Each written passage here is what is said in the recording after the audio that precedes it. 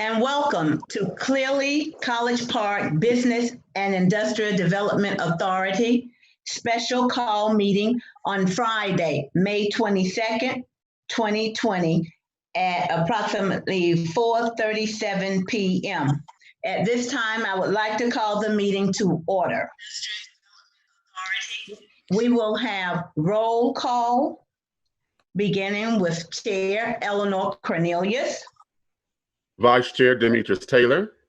Secretary Treasurer Jamel McKenzie. Aaron Arnold, Bida. Ambrose Clay, Mayor Pro Tem, Bida. Bianca Motley Broom, Mayor. Marty Jones, Executive Director, Clearly College Park. Bida.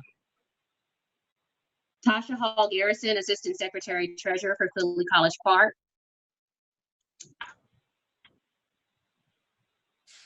And Sherry, could I ask that you introduce the guests that are attending on your end? And then I presume we're going to lock the meeting, Madam Chair, after we get the guests introduced. Yes. I'm happy to do the introduction. Just let me know when. We're ready. Okay. So good morning, good evening, and appreciate you welcoming us to your committee meeting. I'm Sherry from Good Places and represent the development partnership for Diamond Development that you will hear about tonight. We have today myself and several team members. So Finus has been trying to get on, but I think he has not been successful, as far as I can tell, in joining us. But I think he will continue to get on. He is from CSMI, which is a development group out of DC. Has worked with, done a lot of work in Ward 8. And also on the line is John Topin from Tapestry Development Group. He's local and has done a lot of affordable housing work here in Atlanta. And we also have Tim Habiger, who's our community partner, arts organization, who is also our program partner for the development. And Jeanette, of course, Jeanette, who everyone knows, is the pastor at the College Park United Methodist Church. Right. All right. Thank you and welcome. Now we will have review and approval of minutes. There are no minutes to review at this time. Okay, thank you. Additions, deletions, amendment, or changes to the agenda. And I have 3. And they are bylaws and procedure for a special call meeting that I would like our attorney Dan Lee to discuss according to Article 3, Section 2 of the bylaws. And background checks, Article 5, I believe that would be referred to page 7. And the last one would be board member appointment. I would like a motion to add those to the new business. I'll make that motion. I have a second. A second. All in favor? Aye. Aye. Aye. Any opposed? Motion carried. All right. Attorney Dan Lee, would you share with everyone the bylaws and procedures according to Article 3, Section 2 of the bylaw? As it deals with special call meetings? Yes, exactly. A special call meeting can be called by the chairperson or by the notice of 3 board members given to everybody with 3 days notice, unless that notice is waived at any time.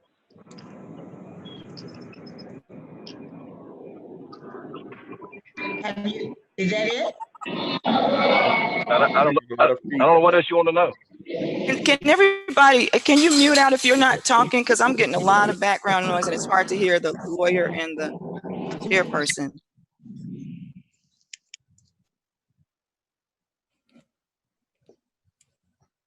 So Yes, Dan, what else would you want to know, Madam Chairman? okay, so I want to just be clear. Although I did not call the meeting, therefore the board members can call the meeting. That's the R, right? You said the board members can call the meeting. So I just like to know, does the board who decide to call the meeting, do they need to copy me with the letter? They need to give notice to every board member. Okay, That's what the bylaw says. exactly, but I did not receive the letters until Monday. And being that I am the chair and I thought I had a rapport with all the board members, I just thought that maybe if they wanted a call meeting, they would have reached out to me, because no one reached out to me during the weekend regarding a call meeting. So I just assumed that no one wanted a meeting. So in the future, I certainly would hope if the board members would like a meeting, if they would just do a courtesy and, send me a written request for a board meeting, for a special call meeting. Chair Cornelius, can I give permission to speak? I have a statement because I'm directly affected by this, because I still have not received letters. I think the only board member that I received a letter from about a called meeting, and that was on Tuesday. It was from Councilman Clay, so board member Clay, but I still have not received any notification in terms of letters from board members. So if that is the policy, I never received letters from those persons. But I do have a statement. Is it okay for me to make a statement? Because I do want to kind of explain. I wrote a letter. I sent a letter to I responded to Attorney Lee on Tuesday, because the first time that I got notification written as to a meeting being special called was when it was a thread. So I was never invited to the initial meeting again. Never what, and I wrote a statement, and in my statement, I felt some kind of way that maybe that I had been intentionally left out of this called meeting, and I want to explain why. So is that okay? Okay. Okay. Chair Cornelius reached out to me on Friday, March 20th, regarding a visit that she had received from Executive Director Artie Jones at her home. The chair expressed to me that the executive director had requested that she call a special meeting to revisit the 49-year lease with Diamond Park, College Park, at the property adjacent to the United Methodist Church that failed to pass the vote at our Bida meeting on Thursday, May 14th. The chair informed me that the executive director asked her about calling a special meeting, and she said that she would let him know. She also stated that she informed the executive director that she would contact me before making a decision, since she and I both were the ones that voted a no to the 49-year lease at $1. And at that time, Chair Cornelius also told me that she was going to consider the matter of whether to call a special meeting, and then she would send Executive Director Jones an email regarding calling a special meeting. On Sunday, May 17th at 5:50, I received an email from the chair that was addressed to Executive Director Jones, in which I was copied, stating that she would not call a special meeting. The next day, Monday, May 18th, I received an email from the Executive Director Jones at 8:32 a.m. replying to Chair Cornelius's message. In this message, the Executive Director simply said, in response to the chair's email, which was she was saying that she was not going to call a meeting, "Thanks for your reply. Have a great day." However, unbeknownst to myself or the chair, before Chair Cornelius sent the email to Mr. Jones, he and his office had already begun as early as Friday, May 15th, contacting members of the board, requesting them to write letters to request a special call meeting. The same day that the director visited Cornelius' home for her to call a special meeting, he also was calling members formally to request a meeting before the chair could respond yay or nay. Executive Director Jones never reached out to me personally regarding a called meeting. Neither did he inform me of a meeting. And even when he had the chance to do so in the email reply he sent to the chair and myself on Monday morning, he did not. So on Tuesday morning, May 19th at 8:40 a.m., I received an email from Bida attorney Dan Lee addressed to the entire board, responding to an email sent by Chair regarding a special called meeting that had been scheduled for Thursday, May 21st at 6:30. I was confounded because this was the first written notice that I had received of the meeting, which was scheduled for less than 3 days out. And I was perplexed that Director Jones had, one, failed to inform me of the meeting when he sent me the email on Monday morning, and secondly, that he managed not to include me in the email that was sent to all Bida members at 4:45 on Monday, May 18th, regarding a special call meeting scheduled for Thursday, May 21st. So immediately what I did is I sent a response to Attorney Lee and the entire board stating my concern and disappointment in this matter. Later on Tuesday, May 19th, I received a response from Director Jones stating that since I had stated that I did not receive notification of the special call meeting, a new meeting had been scheduled for Friday, May 22nd to accommodate the procedures for special call meetings outlined in our bylaws. And I'm sharing my concerns today in this meeting because I too would like clarification about the proper guidelines for special call meetings. Also, I have not received an apology or an official explanation from Executive Director Jones regarding how or why myself, being both a board member and an officer of Bida, was omitted from the original invitation to the first special meeting that was called. And so I do have copies of the email upon your request, that I received. And those of you can see that in the email that you got, that my name was not a part of that email. So yes, I was feeling some kind of way. Finally, my opinion regarding any citizen that serves on a board in the city of College Park is that we volunteer our time to do this because we care and we want to make our city the best that it can be. We don't do this for show or for a pat on the back. However, we do deserve to be treated respectfully and fairly. I'm on this board to represent my ward and to bring the skills and the integrity that I possess to Bida. I do believe that my voice counts, and it should be all right with each of us if we don't always agree, because we are not here to push a special agenda. We're here to attain development and promote for the public good and general welfare, trade, commerce, industry, and employment opportunities, and to promote the general welfare of the community of College Park. All right, thank you, Jamel. Any other comments? Yeah, well, Madam Chair, I would like to go on the record as well. It seems that a lot of this, well, it is my impression that because I was an abstained vote or whatever, that a lot of this is stemming from that.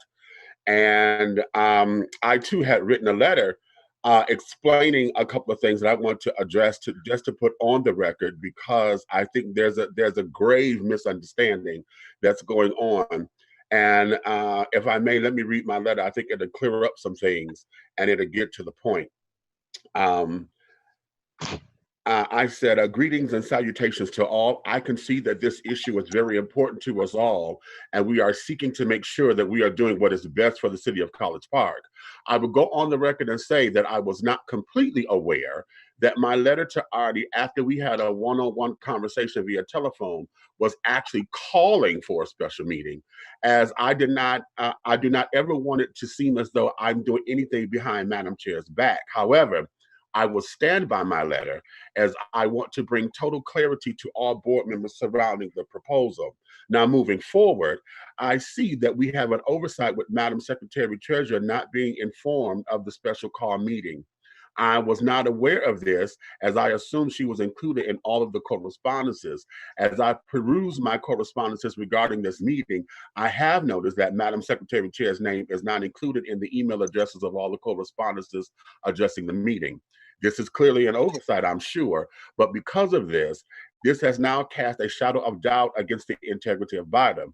Part of my reason for addressing this in written form is to make sure we do not begin to subconsciously create an us versus them atmosphere, which will only be exacerbated if anyone feels ignored, unheard, misused, and or mistreated.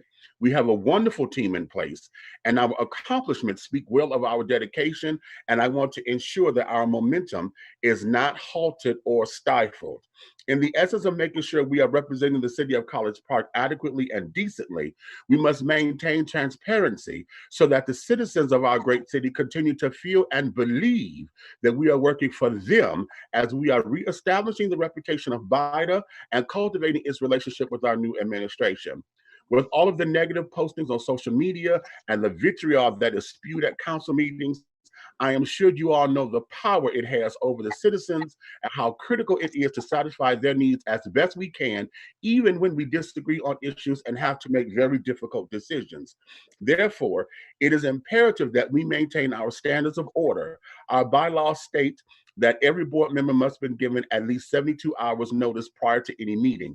Unfortunately, Madam Secretary Chair's announcement prevents us from doing so, from moving forward with the planned meeting for Thursday, May 21st, 2020. It is my recommendation that we honor the bylaws and to continue to show good faith with our citizens. In addition, I also recommend that per Madam Chair's request, that Mr. Finis Jones of Capital Services Management Incorporated, LLC, be included at the meeting so he can fully explain his intentions and give us an opportunity to see or hear his presentation and or answer any questions we may have so that we are crystal clear about the project. Can we make this happen? Thank you for your time and consideration of this matter. I trust we will come to a resolve very quickly. I wanted there to be on record because we seem to have dissension amongst the ranks.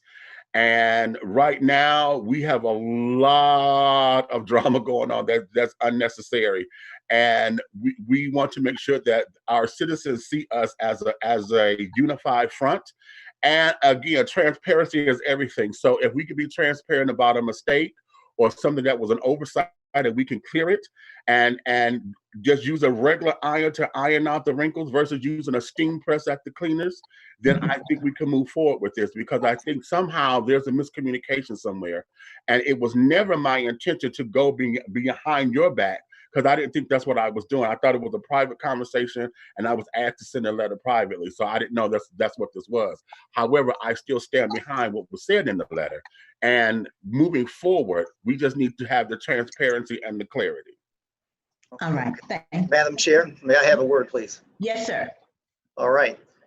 To clear up a couple of things, and I'm not going to go a tit for a tat, but as far as integrity and the notification that was given, Demetrius shared with Tasha that he was not fully aware of exactly what happened at the meeting as far as him voting.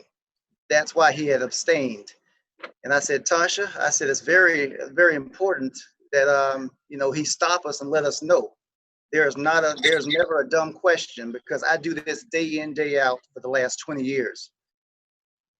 Tasha said that he would like to reconsider his vote, and I said, well, his vote can't be reconsidered. I simply said that this, we can't reconsider something. He cannot change his vote. The meeting has already happened. I said the only way that the meeting can be had is if the board members actually request one. And I said, I believe it's 3 is the minimum that has to do that. So as far as Tasha went back and talked with him, said, hey, this is what happened, and you can't change your vote. That's when Demetrius had sent the letter to me. Now, moving forward, in addition to that, as we are looking at the overall, what had happened as far as Secretary Treasurer Jamil McKenzie not being on the email when it was initially sent. Usually I push the little Bida icon in email to send emails out to the Bida board members. Since we have a Bida board member that is no longer a part of the Bida board, I can't do that. So I had to send them all individually. When I sent them individually, I did not include Miss McKenzie, not by trying to miss her, but I just didn't do it, and I apologize for that if that's what you would like to have publicly, Miss McKenzie. Now, when the emails went out, and I looked back also myself, and I saw, oh, I don't see Miss McKenzie's name here, and I don't see it here. I said, darn, I'm wondering if Madam Chair had talked to her, because they had talked over the weekend, and I felt that they were continuing to talk about this as we all have throughout the entire week. When I saw that just in the event that I did not give that 3-day notice, I said, okay, let's set it up for a day later, 4:30 on Friday. And that is what happened. So there was not anything that I intentionally misled or was trying not to let the secretary treasurer know of when a meeting was going on. To accommodate, as far as Demetrius, he was not fully aware of what happened at that meeting, and he was a bit puzzled. And I told him simply that this is something that you can't change your vote on, but at the same time, if a meeting is to be called, it can only be done in one of two ways. Either the Bida chair can call it, or 3 Bida board members. And as a result of that, there were a number of Bida board members that had contacted me throughout the weekend prior to me even speaking with Demetrius, stating that they felt that they would like to have another meeting. But, you know, it was very unfortunate. So that is where we are. So, but in the future, Artie, if you could forward me these requests, I certainly would appreciate that. And that way we'll all be on the same page. Because at that time when we spoke, I did not realize any board members wanted a meeting. Yes. Well, Madam Chair, the thing is that I didn't really feel that there was a need to send it, because I received one on Friday. I received one on Monday. No, one on Sunday, and then I received one on Monday. And I gave you copies of all those when I had 3 of them. You know, I think I gave you 4 actually. So, I mean, I sent them when I had collected all of them, but it's not anything to send anything to you. It's like, okay, I got 2, and now I'm waiting on another. It's like, I sent you the package. Well, now meeting is justified. But in the future, I'll send them as I get them. And even simplified, if somebody wants to have a special call meeting, they can send it to the Madam Chair and copy everybody else on Bida.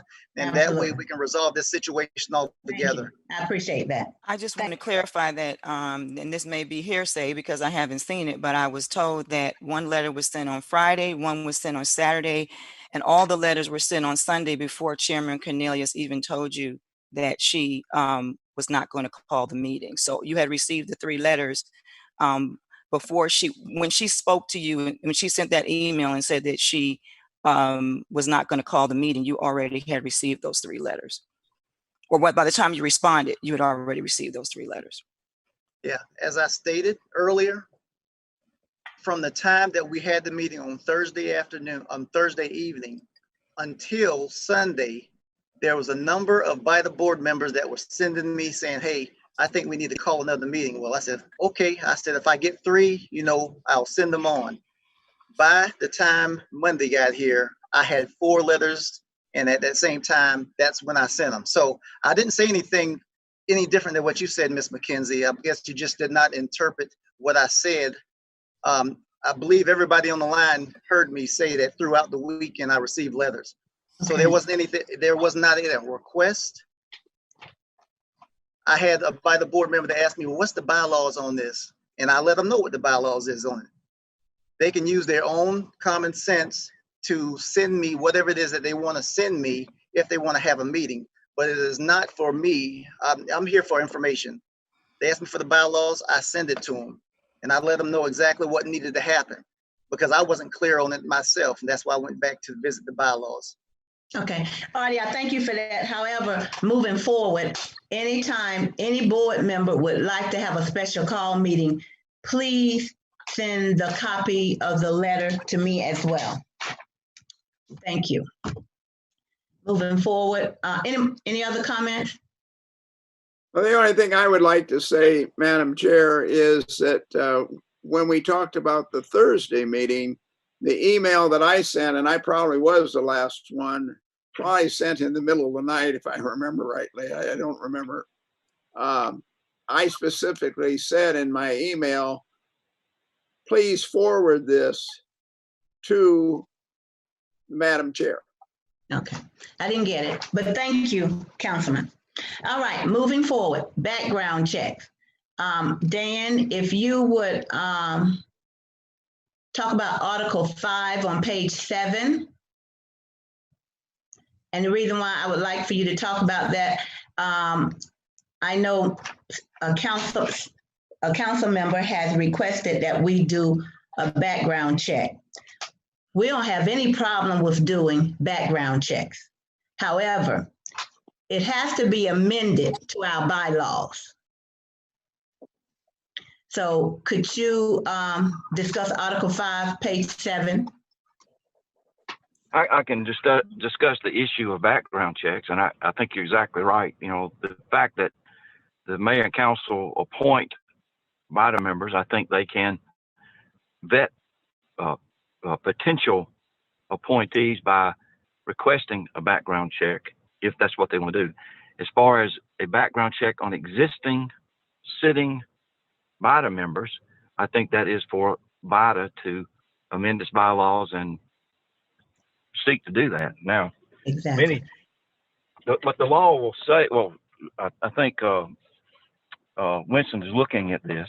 The law is unclear as to how far you can go, and how you, being the body, Bida board, can go in requesting background checks.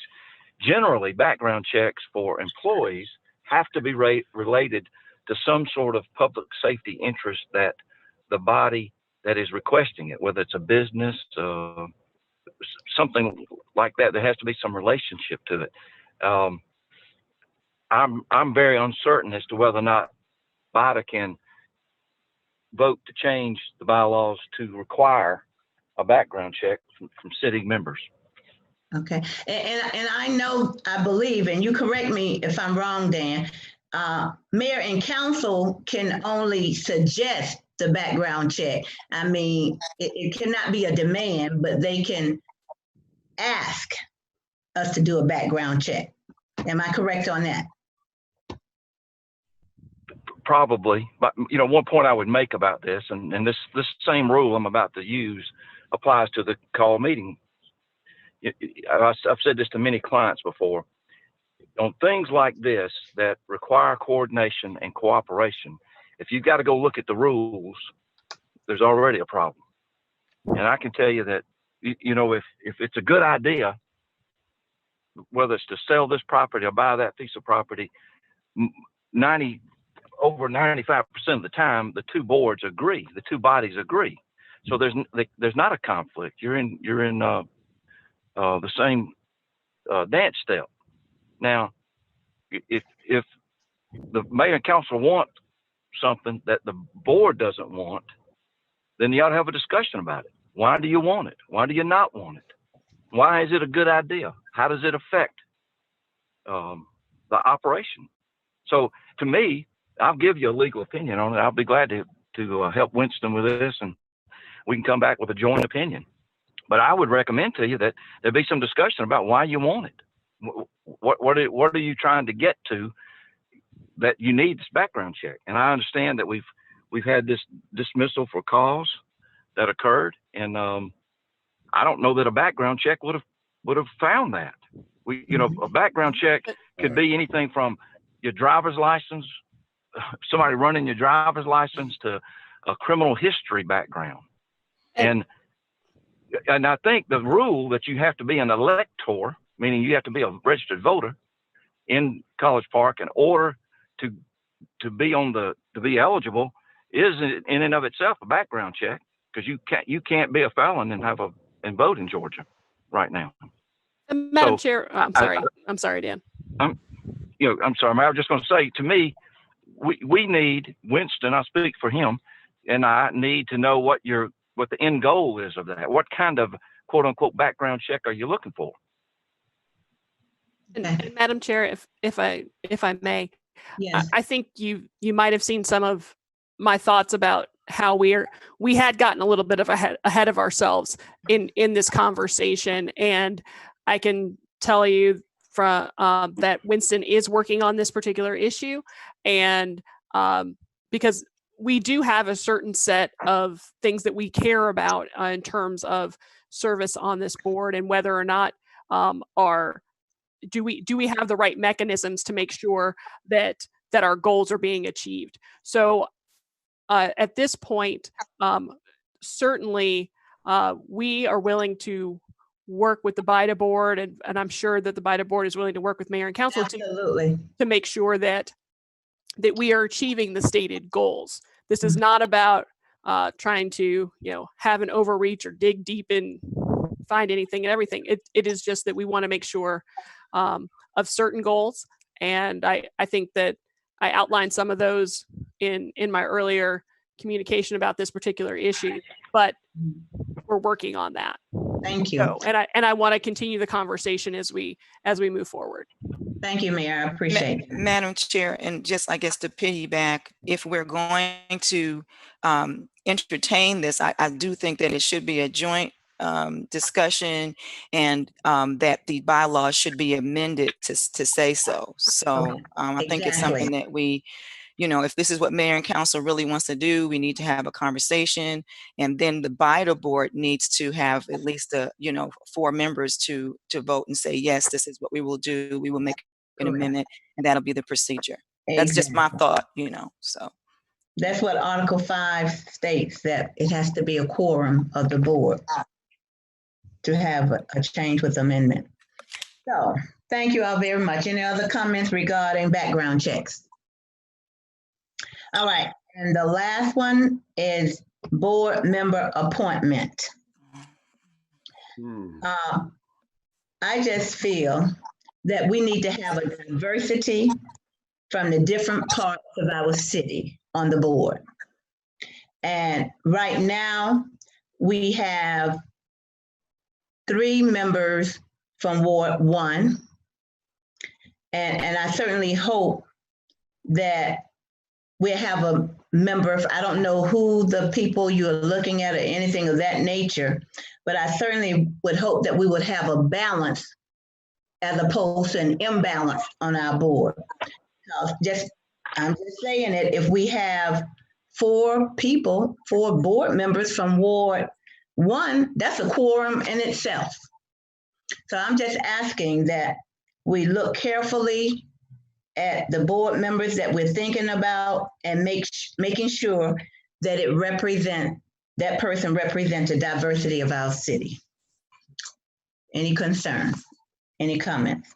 Yes, Dan, this is to you because I'm not exactly sure what the legal ramifications are with that.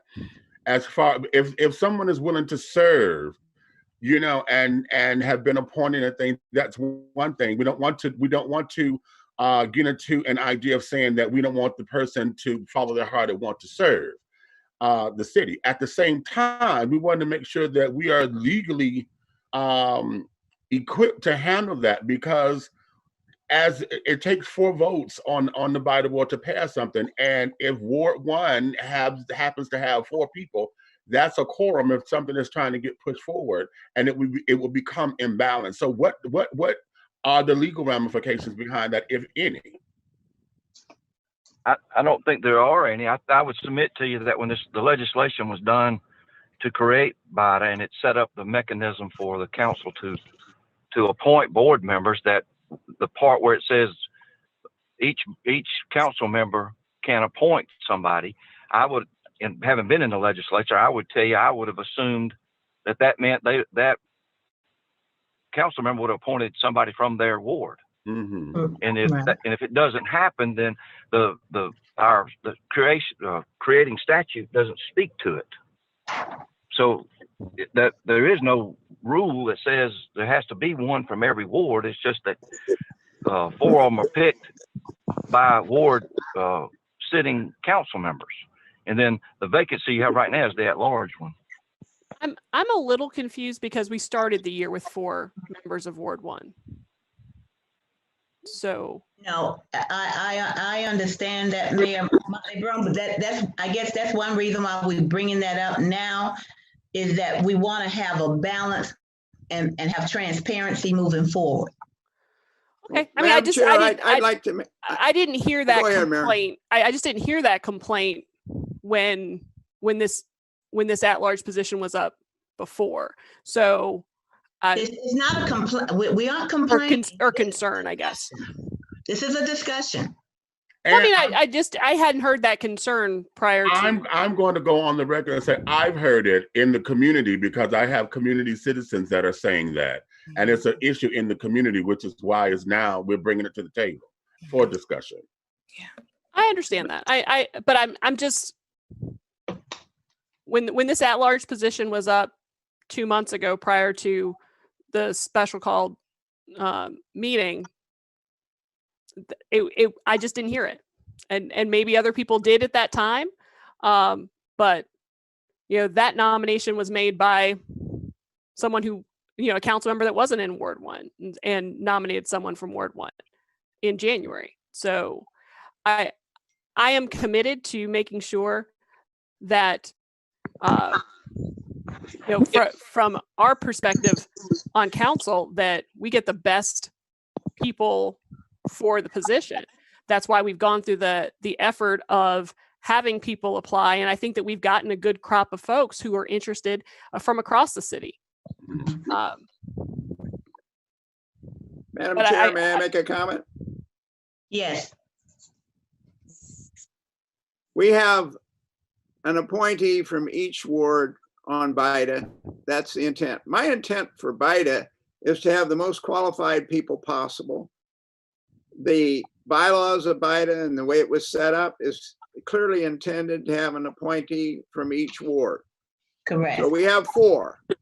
Right. Now, the 5th person is a general appointee, and the mayor is representative of the whole city. I would hope so, because the mayor wouldn't have been elected if she were not valued by all the wards in the city. Right. And she is on the Bida, specifically stated in the bylaws. The mayor pro tem traditionally has been a position that has a 1-year tenure. I am been on Bida on several occasions, but never more than 1 year in a row. So if one were to exclude someone for the general representative based on the fact that I, as a Ward 1 citizen, happen to be on the board this year, well, I won't be on the board probably next year. So unless we break with our tradition of not having someone on Bida for 2 years in a row. So the fact that there are 4 members, or potentially could be 4 members on Bida, if the general person is elected from Ward 1 or selected from Ward 1, comes by virtue of fact that the mayor is already, and the mayor could have been from anywhere, but she just happened to be from Ward 1. That's correct. I am only going to be on for 1 year, I would presume. So you would be electing somebody from another ward simply because I'm on for 1 year, as opposed to a 4-year term. So I would argue that it could be considered some kind of a conspiracy, if you want to use that implication, that we happen to have 4 people from Ward 1, or could happen to have 4 people on Ward 1 that could ramrod something through on Bida. Well, that conspiracy should only exist potentially for 1 year if I'm not there. And I just think that when I hear all this going on, I don't think we've ever had quite this much contention between council and Bida. I've never felt that. We've had a couple issues in the past for maybe one member of Bida, but never this appearance that Bida and council are at odds for some reason. Bida was created as an instrument to do what the city council could not do under the law of the state of Georgia. And Dan Lee can jump in if he disagrees with me on that. We do not have the authority in council to do what is capable of Bida be doing. Right. I have heard citizens say, and be critical of Bida, saying, well, Bida ought to pull its own weight. Bida ought to have its own money. Bida ought to be a good P&L. That's crazy. I'm sorry, it's just plain crazy. because Bida is intended to be, in my opinion, two things. It is a vehicle for doing those things for the city that need to be done, which the council cannot do legally under the state of Georgia. And secondly, I look at Bida as an extension of the group intelligence that is in the council. Council people are not selected because they are the most knowledgeable in finance, or the most knowledgeable in real estate, or the most knowledgeable in development. You guys in Bida are there, in my opinion, because you bring expertise that we may not have. And if we are doing something that is dumb or ill-founded, I would hope, as Dan Lee said, we would talk about it. Mhm. But to be at odds, or for you guys to feel pressure, and I say you guys now because I'm wearing my councilman hat, for you guys to feel pressure because citizens are saying, well, Bida ought to be pulling its own weight. You are pulling its own weight. You are the panel of experts that are supposed to be helping us make good decisions for the city. That's why I want the very best person to be on Bida. And I don't care what ward they're for, because it shouldn't be a ward issue. Whether it's Ward 1 or 4 or 3 or 2, it doesn't matter to me. And Madam Chair, oh, sorry, go ahead. That's it. What I wanted to, and I do agree that it should be the best person. I think that what also happens is because those of us that are ward representatives, we are, I think that what we're talking about right now is not necessarily what we as Bida members are considering, but we are representing our ward. So what has happened is within the community, this has been the discussion, and some of the things that we will even talk about later on today are things that community members are saying to us. So we just, I think that was brought to the table because of this. But I do have a request and a question. I know that the only thing in the bylaws under section 3, letter A, for the qualifications of Bida members are that they have to have resided in the city limits for 6 months. That's the only thing that we find in the actual bylaws. And then when it comes to the composition of the board, we see that by resolution, the mayor and city council can determine how those 6 positions are gonna, how they're gonna be filled or what they're gonna be composed. Is there any way that we can get a copy of that resolution so that we can understand better? Because the only thing that we have to go with right now is what we see. So is there a resolution that the city has regarding the selection of the mayor pro tem for 1 year? Because in the booklet, it says that every Bida member's on for 4 years. So I just kind of would be interested in if we could get that a copy of that resolution for our, for our library. Or is there a resolution at all, or is this just something we kind of doing, like we do? But is there a resolution? So the makeup is determined by the legislation. It's not a council resolution. I don't know that the bylaw that has a 6-month rule in it is something that is binding on the mayor and council. The statute's clear that the mayor and council, along the guidelines that you just talked about, or that Councilman Clay just talked about, that 4 of them are appointed by each council member, and then the mayor, the pro tem, and then 1 at large. So where's that written? Where's that written? I mean, we just don't. It's a state law. Oh, I can get you a copy of that. It's easy.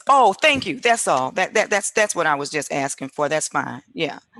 Okay, because then that just then so that is really the decision of however. I mean, I think we brought this up for discussion, but if there's a resolution and there's a way to implement this, then I think this is just a no-brainer. And I'm not the chair, so I'm gonna just turn it over back to the chair.